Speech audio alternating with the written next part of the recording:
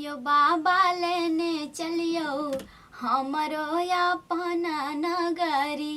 यो बाबा लेने चलियो हमरो अपन नगरी। अपन नगरी यो कैलाशपुरी।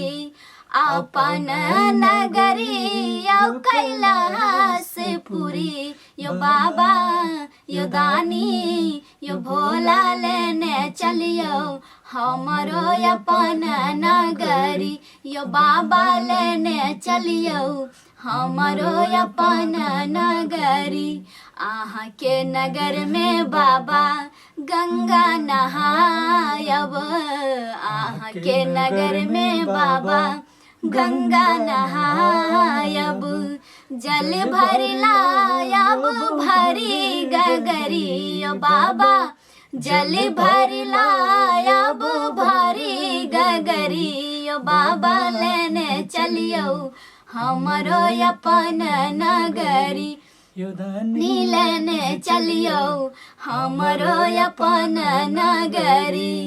आहाँ अंगना बोहारब बाबा दुआरा बोहारब। अंगना बोहारब बाबा दुआरा बोहारब। आरो बोहारब बसहा के डगरी। यो बाबा आरो बोहारब बसहा के डगरी। यो बाबा लेने चलियो हमरो अपन नगरी। यो दानी लेने चलियो हमरो अपन नगरी।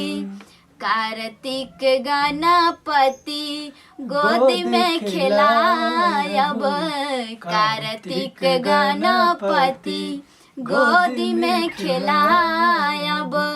पीसब भांग रगड़ी रगड़ी। यो बाबा पीसब भांग गरी रगरी। यो बाबा लेने चलियो हमरो अपन नगरी। यो दानी लेने चलियो हमरो अपन नगरी। अपन नगरी यो कैलाशपुरी। अपन नगरी यो कैलाशपुरी। यो बाबा लेने चलियो हमरो अपन नगरी। यो भोला लेने चलियो हमरो अपन नगरी।